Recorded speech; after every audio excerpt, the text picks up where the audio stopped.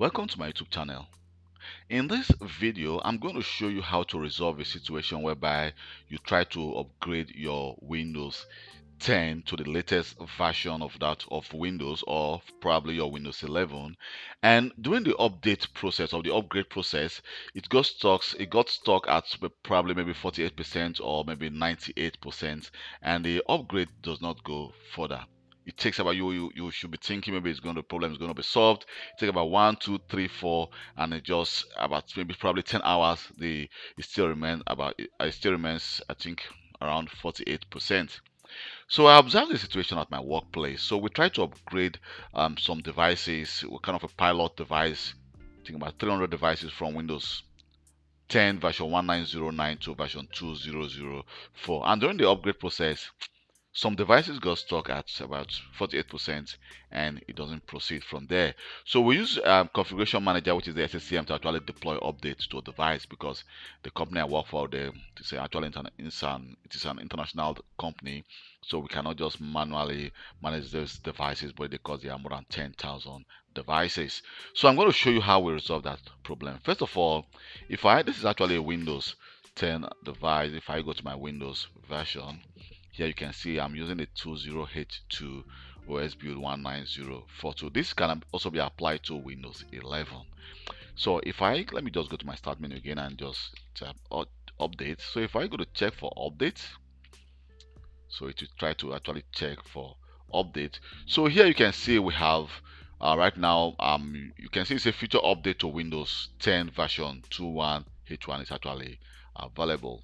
So what we can actually do is to click download and install. Say we could not install this audio, but you can try again. So I can just click download and install. You can see it will actually try to download the update and then install it. But let's say you got stuck at 48% or 50%.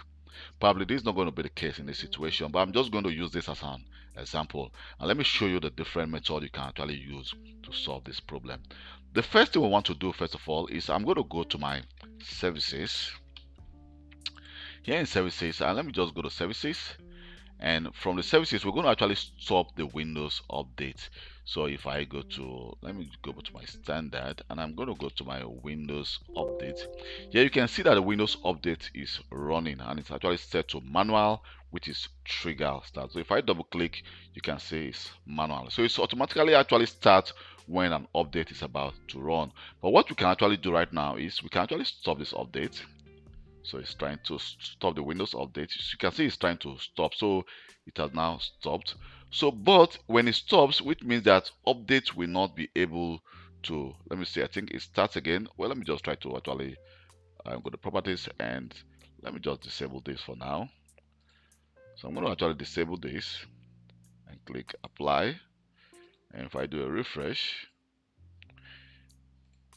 I think it's still trying to, okay, I disabled it without actually stopping it. It's okay. Now I think it has been disabled. If I go to refresh, and we can see that our Windows update has been disabled. So here, if I go to, you can see my update just stopped immediately.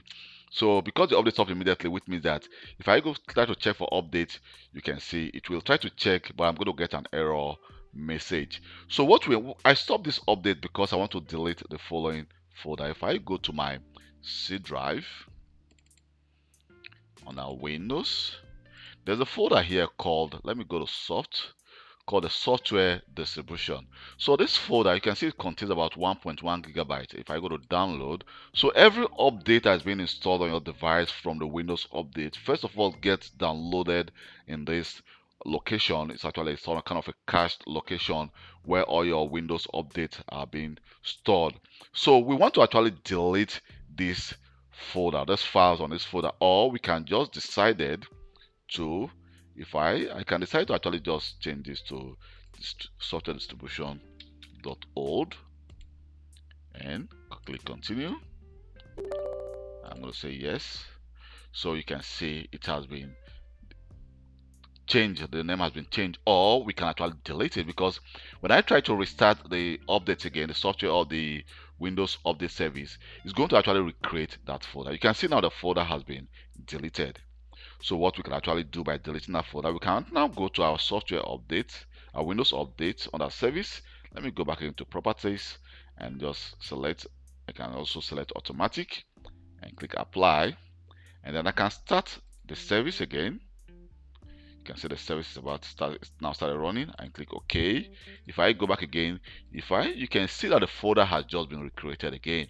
So now the folder is just about 7 megabytes instead of 1.1 gigabytes. So what we can actually now do is we can go back again to Windows Update and click retry. So when I click retry, you can see it's trying to check for updates.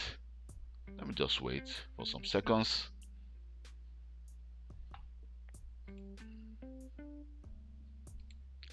So now you can see that now there are some updates which is now available here. You can see here you can see that we can now decide to actually download and install the update again, and you can see it says downloading.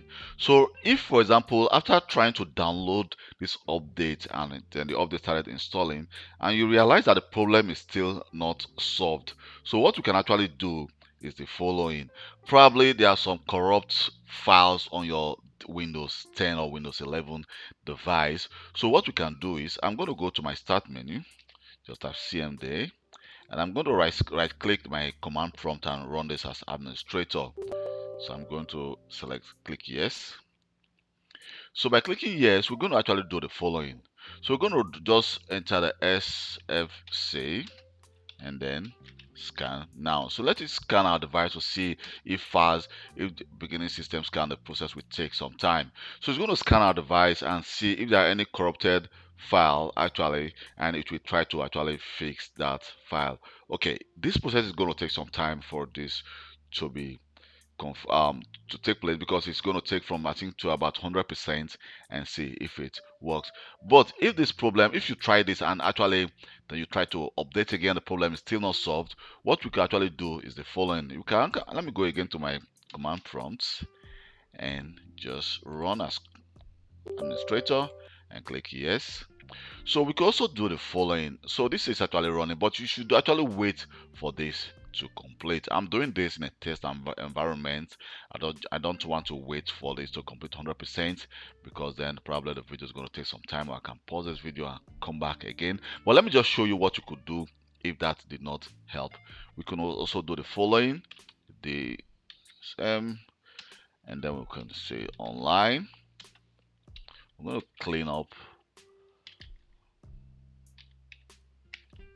image, and then we're going to restore back our device to healthy situation. So let me just enter this, and then what you can do is just hit enter.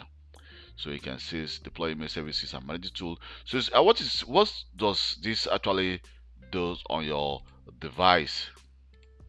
So this will actually repair a Windows image on your device. So it will actually try to repair the Windows image and try to fix any error in that image. So, but mind you, this is going to take about also from 3 points, it's now about 3.8% at this moment. So it's going to take it to about 100%.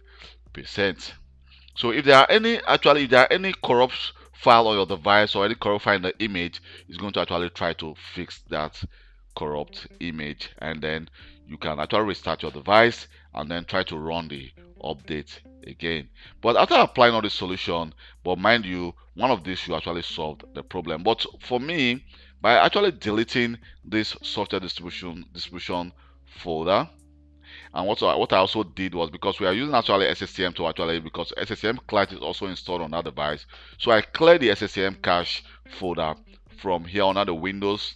We have what we call the SSCM cache. So I cleared the SSCM cache folder, delete this software distribution folder, and then I also try to reinstall the SSCM client, which is also linked to the software center on that device. And then after doing that, the device will restarted, and the user tried to actually reconfigure or reinstall the Windows update, and that actually fixed the problem, and the update just went to about 100% without any error message. Thank you very much for taking your time to watch this video, and please don't forget to subscribe to my YouTube channel for more IT videos. If you have any question, you can always send me a personal email and I'll reply to you as quick as possible. Or you can also leave your comment or your question in the comment section of this video, and I'll also reply you as quick as possible. Thank you very much, and goodbye.